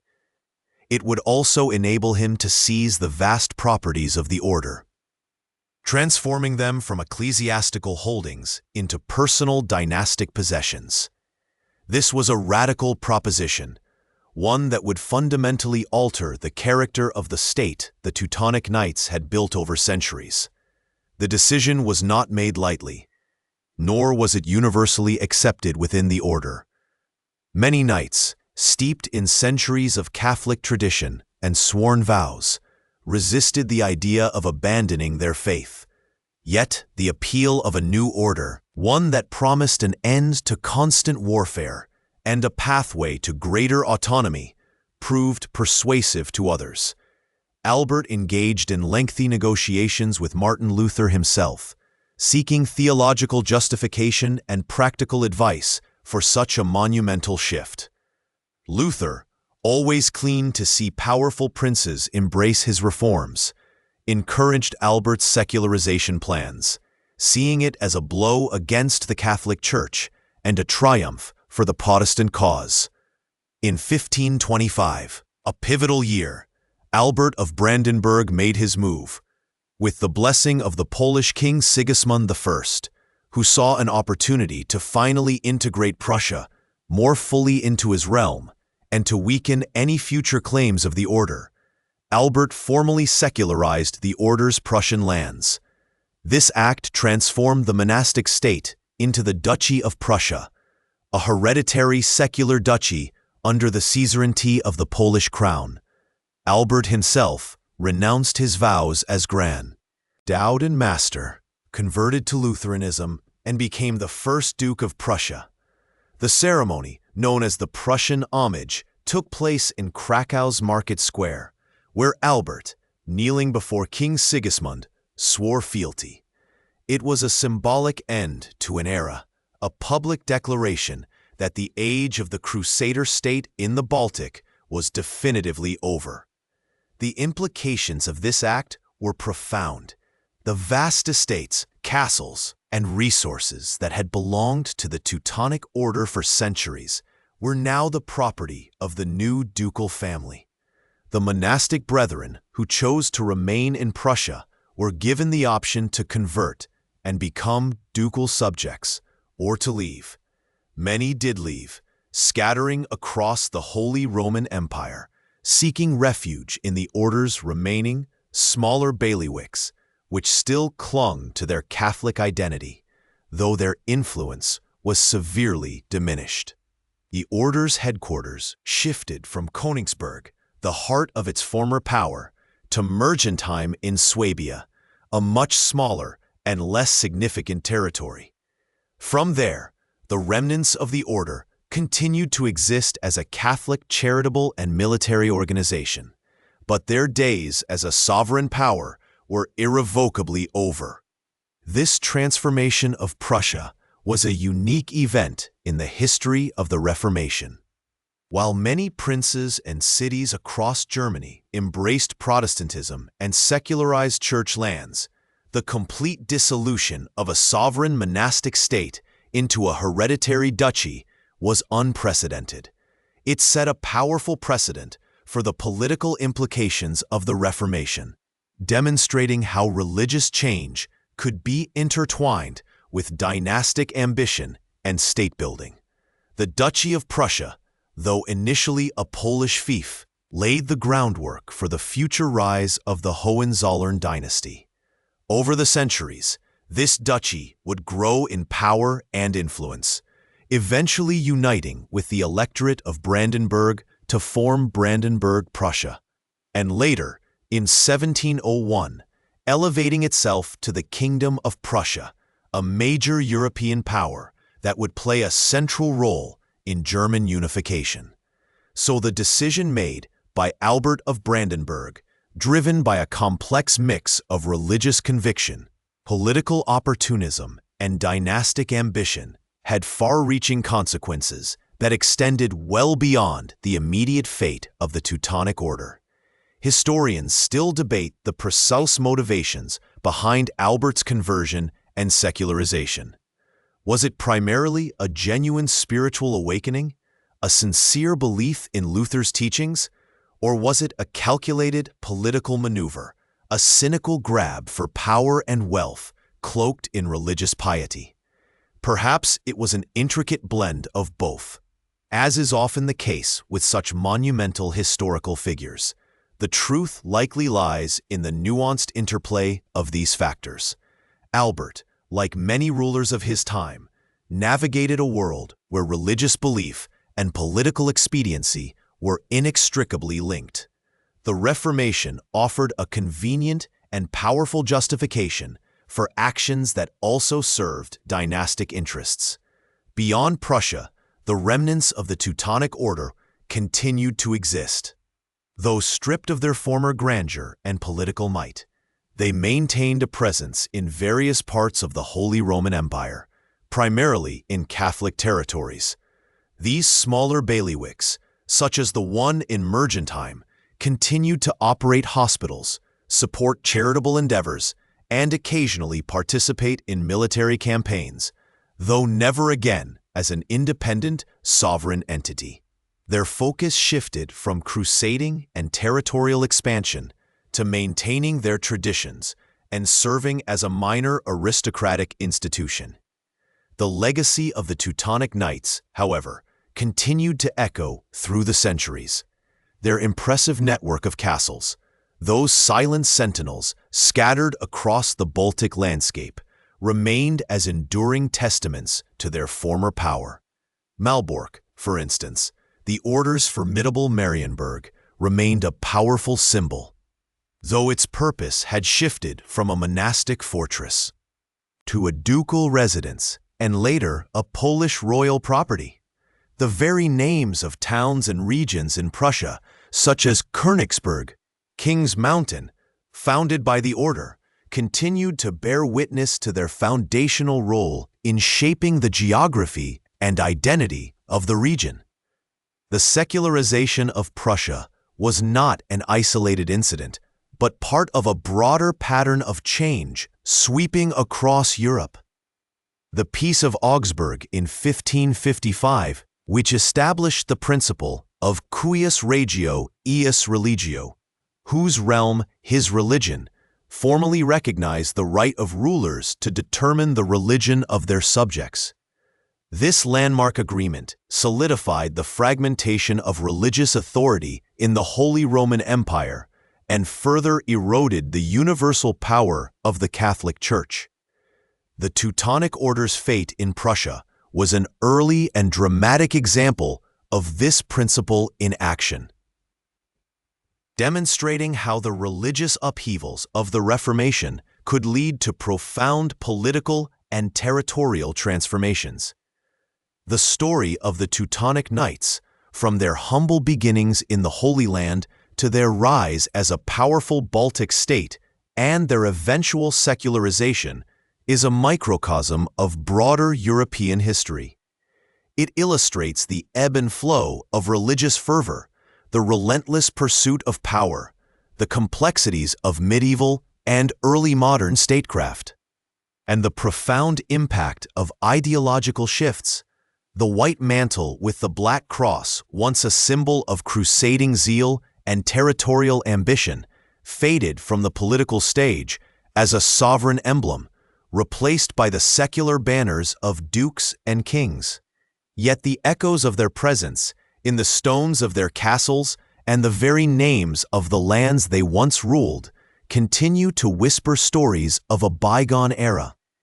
The monastic state, born of crusading ideals, had ultimately succumbed not to a foreign foe, but to the unstoppable tide of religious reformation and the relentless march of secularization, transforming itself into something entirely new, paving the way for a modern state that would rise to become a dominant force on the European stage. The silence that fell across the Prussian plains after the Treaty of Cracow in 1525 was not the silence of utter annihilation for the Teutonic Order, but rather the quiet hum of a profound transformation, a slow, inevitable shrinking.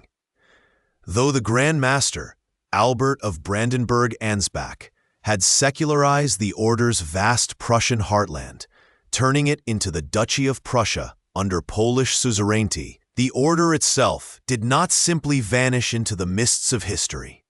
It persisted, albeit in a dramatically altered form, like a river whose mighty delta had been dammed, leaving only a few smaller tributaries to flow onward. The remaining knights, those who had not embraced the new Lutheran faith or who had been stationed in the Order's scattered bailiwicks across the Holy Roman Empire, found themselves in a precarious position. Their very identity had been inextricably linked to their crusading mission, to their sovereign territory in Prussia and Livonia. With Prussia gone and Livonia under increasing pressure from Muscovy and other regional powers, their purpose seemed to dissipate like morning fog. Yet the deep roots of the Order, stretching back to the hospitaller traditions of the Crusader states, proved surprisingly resilient. The new center of the Teutonic Order shifted westward, away from the Baltic Sea and deeper into the heart of the Holy Roman Empire. Mergentheim, a small town in Franconia, became the new seat of the Grand Master. It was here, far from the battlefields and political intrigues of the East, that the Order sought to redefine itself. The knights who gathered there were no longer the formidable military force that had carved out a state in the wilderness. Their armor, once gleaming symbols of martial prowess, now seemed anachronistic, relics of a bygone era. Their focus necessarily turned inward, towards their religious and charitable foundations, and outward, towards their remaining properties and the protection offered by the Holy Roman Empire. The loss of Prussia was a devastating blow, not just financially, but spiritually. It challenged the very notion of their existence. Yet the Order managed to retain a significant number of its commanderies and estates spread across various German territories. In Austria, and even some in the southern Netherlands, these properties, often consisting of farms, forests, and small villages, continued to generate income, albeit on a much smaller scale than the vast agricultural wealth of Prussia. This income was crucial for the Order's survival, allowing it to maintain its diminished administrative structure, support its remaining members, and continue its charitable activities. The role of the Grand Master also changed profoundly. No longer a sovereign ruler commanding armies and negotiating with kings, the Grand Master became more of a high-ranking ecclesiastical figure within the empire, a prince of the church, albeit one with a unique military-religious heritage. He presided over a much smaller, more diffuse organization, focused on internal governance and the management of its remaining assets. The knights themselves were increasingly drawn from the imperial nobility, often younger sons who sought a prestigious, if no longer militarily active, career path. They took vows, but the emphasis shifted from military conquest to a more contemplative, aristocratic existence, often involving administration of the order's estates and participation in the social and political life of the empire. One of the more obscure details of this period is the continued, albeit largely symbolic, resistance to the secularization of Prussia. For decades after 1525, the Grand Masters of the Teutonic Order, even as they adapted to their new reality, formally protested the loss of their Prussian territory. They appealed to the Holy Roman Emperor, to the Pope, and to various imperial diets, arguing for the restoration of their lands. These protests, while ultimately futile against the tide of the Reformation and the established power of the new Duchy of Prussia, served to maintain a legal claim and a historical memory of their former glory.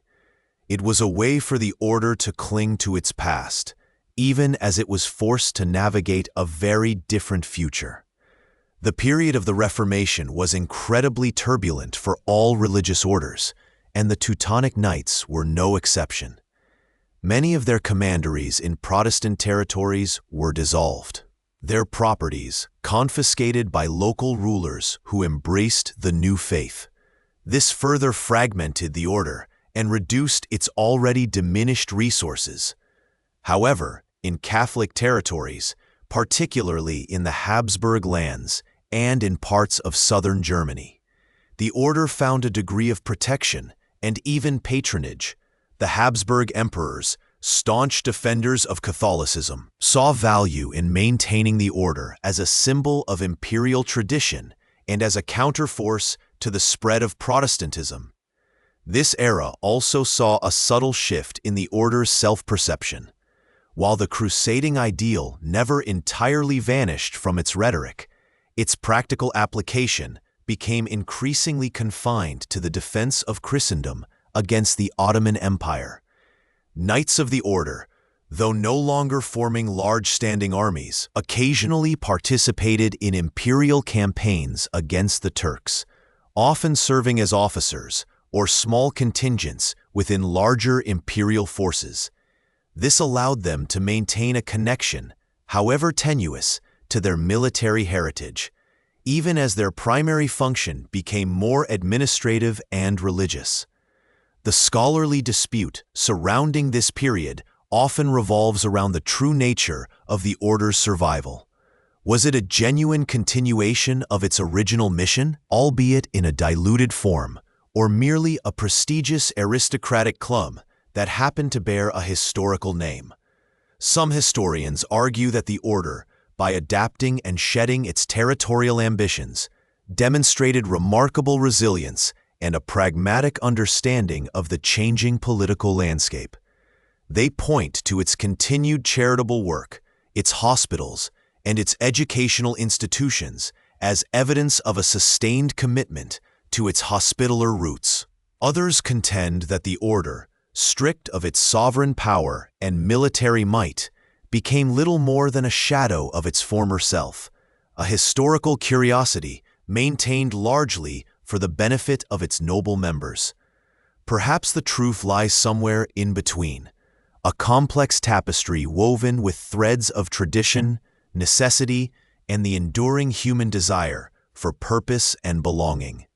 The order's charitable role, though less publicized than its military exploits, became increasingly prominent. They maintained hospitals, cared for the sick, and provided relief for the poor, echoing their earliest foundations in Jerusalem.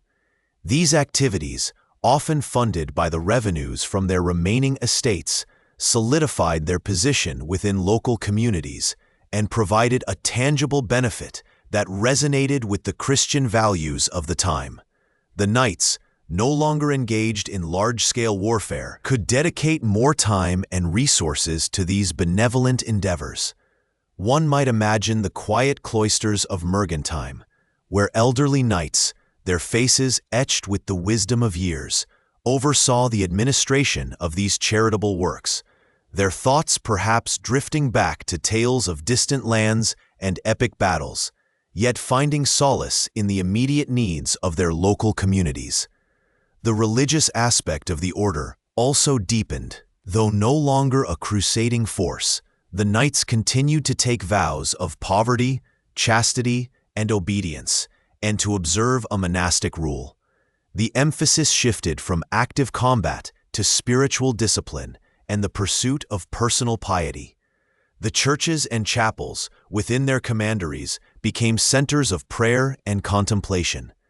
This internal spiritual focus, away from the external pressures of state building and warfare, allowed the order to endure through centuries of profound change.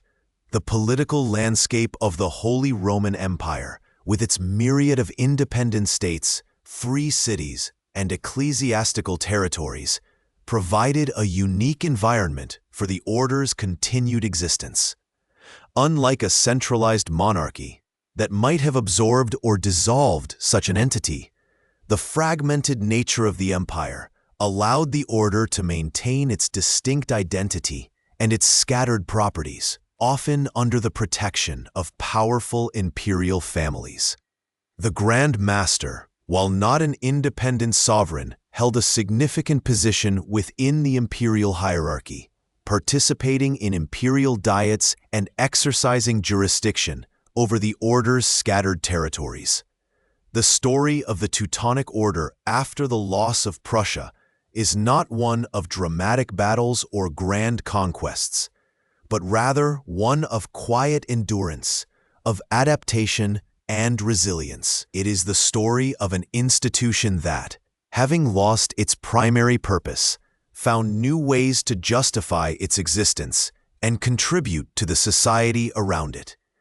The knights of this era, while perhaps lacking the heroic aura of their crusading predecessors, were nevertheless figures of continuity, bridging the gap between a medieval past and an emerging modern world. They navigated the tumultuous waters of the Reformation, the 30 Years' War, and the shifting political alliances of Europe, always seeking to preserve their unique heritage and their remaining assets. One could argue that this diminished, more localized role allowed the order to survive precisely because it was no longer a major political threat. It became an established, if smaller, part of the imperial fabric, its properties and traditions respected by many of the local rulers and the emperor himself. The focus on administration, charity, and aristocratic membership provided a stable, if less glamorous, foundation. The clatter of swords was replaced by the rustle of ledgers, the roar of battle by the quiet murmur of prayer, the vastness of a state by the manageable confines of scattered estates. And so, the Teutonic Order, once a formidable military power that carved an empire out of the wilderness, transformed itself into a more modest, yet enduring religious and charitable institution. It continued to exist within the Holy Roman Empire, a living relic of a bygone era, its black cross on white still visible on the robes of its members, a silent testament to a history that stretched back to the dusty roads of the Holy Land and the windswept plains of Prussia. Its story, though less dramatic in these later centuries, is no less compelling, a quiet testament to the enduring power of institutions to adapt, to shrink, and to find new purpose in a world that relentlessly changes around them. The whispers of its past, of crusades and conquests, might have faded, but the quiet work of charity and administration continued. A different kind of legacy, for a different kind of age. The echoes of the Napoleonic Wars, which reshaped the map of Europe in the early 19th century, reverberated even within the quiet cloisters of the Teutonic Order. Their ancient territories, already diminished by centuries of conflict and political maneuvering, faced further dissolution. The Peace of Pressburg in 1805, a treaty signed between France and Austria, dealt a significant blow, stripping the order of its last remaining German possessions. Emperor Napoleon Bonaparte, with his sweeping reforms and disregard for traditional institutions, effectively secularized the order's holdings, incorporating them into various emerging states or annexing them directly into the French sphere of influence. This act, more than any battle or siege, marked a definitive end to the order's temporal power. No longer would they command armies or rule over vast territories. Their status was reduced to that of a purely religious and charitable institution, reliant on the patronage and protection of the Austrian Habsburg monarchy. Yet, like a resilient vine finding new ground, the order persisted. Its spiritual heart remained intact, beating faintly but steadily within its remaining houses, primarily in Austria. The Grand Master, now stripped of his princely prerogatives, became a figurehead of spiritual authority rather than military might. The brothers, fewer in number, focused their energies on healthcare, education, and the care of the poor, a return in many ways to their earliest charitable missions before the crusading fervor had swept them eastward. This period of quiet adaptation saw the order operating hospitals and schools, their ancient white habits with the black cross becoming a familiar sight not on battlefields, but in infirmaries and classrooms. The tumultuous 20th century brought new challenges. The First World War, a conflagration that engulfed Europe, saw the order's members, primarily Austrian citizens, serving their country not as a distinct military force, but as individuals within the Austro-Hungarian army, often in medical capacities. The collapse of the Austro-Hungarian Empire after 1918 further complicated their existence. The order, deeply intertwined with the Habsburg dynasty, found itself in a changed political landscape. The new Austrian Republic, a secular state, initially viewed such ancient institutions with suspicion. However, the order's continued dedication to charitable works helped secure its position. In 1929, Pope Pius XI formally re-established the order as a purely spiritual institution, confirming its transformation from a military religious order to a clerical one, led by priests rather than knights. This papal decree was a pivotal moment, solidifying its new identity and ensuring its survival in a world that no longer had a place for armed monasticism. The rise of Nazism in the 1930s presented an existential threat. The Teutonic Knights, with their historical connections to German lands and a name that evoked a powerful, if often misused, past, were viewed with a mix of suspicion and opportunistic interest by the Nazi regime. Some within the Nazi Party sought to co-opt the order's imagery for their own propaganda, twisting its symbols to fit their nationalist narrative. However, the order, rooted in its Catholic identity and loyalty to the Holy See, resisted such attempts. Their commitment to universal Christian charity stood in stark contrast to the racial ideologies of the Third Reich. In 1938, following the Anschluss, the annexation of Austria by Nazi Germany, the order was suppressed by the Gestapo. Its properties were confiscated, its members dispersed, and its activities forbidden. This was a dark period, mirroring the persecution faced by many religious orders under totalitarian regimes. Yet even in dispersion, the spirit of the order endured, with members continuing their work in secret where possible, or finding refuge in other countries. With the end of the Second World War in 1945, the order slowly began to rebuild. Its houses in Austria and Germany, many damaged or destroyed, were painstakingly restored. The post-war era saw a renewed focus on their charitable and pastoral missions. The order, now truly a clerical institution, dedicated itself to serving the sick, the elderly, and the marginalized. They established nursing homes, schools, and parishes, quietly continuing their work of service. The Grand Master, no longer a warrior prince, was a priest, guiding the order through its spiritual and charitable endeavors. The legacy of the Teutonic Knights is a complex tapestry woven with threads of fervent faith, ruthless conquest, political maneuvering, and enduring charity. For centuries, they were a powerful force in Eastern Europe, shaping the geopolitical landscape of the Baltic region. Their castles, like Malbork, stand as imposing testaments to their architectural prowess and military might, silent witnesses to a bygone era of crusading zeal. The very name, Teutonic Knights, still evokes images of armored horsemen and vast, windswept plains. However, historians still debate the true nature of their impact on the indigenous populations of Prussia and Livonia.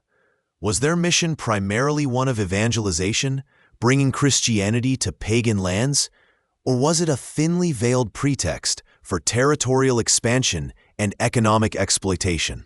The narrative of their crusades, often presented as a righteous struggle against paganism, is increasingly viewed through a more nuanced lens, acknowledging the violence and displacement inflicted upon the native peoples. The forced conversions and the imposition of a foreign culture left deep scars that resonated for centuries. Moreover, the order's internal struggles, the constant tension between its spiritual vows and its temporal ambitions, provide a fascinating study in the challenges of power and piety. The shift from a military order to a purely religious one reflects a profound adaptation, a testament to the resilience of an institution that, despite its many transformations, maintained a core identity rooted in service. The order's influence on the development of German statehood, particularly in Prussia, is undeniable, laying some of the foundational elements for later political entities. Its administrative structures, legal systems, and economic policies left an indelible mark on the regions it controlled. Today, the Teutonic Order, or the Deutscher Orden, as it is known in German, continues its work, headquartered in Vienna, Austria. It is a quiet echo of its once mighty past, a religious order dedicated to pastoral care, charity, and historical preservation. Its members, priests, brothers, and sisters, serve in hospitals, schools, and parishes across Europe. They maintain archives and museums, preserving the vast history of their order, from its humble beginnings in the Holy Land to its current incarnation. The black cross on white, once a fearsome symbol on the battlefield, is now seen on the habits of those who care for the sick and teach the young. The story of the Teutonic Knights is not merely one of conquest and decline, but also of remarkable endurance, adaptability, and a return to the fundamental principles of service that animated their earliest days. Their legacy is a reminder of how institutions, like rivers, can change course, diminish, and yet continue to flow, finding new paths and purposes through the shifting landscapes of history.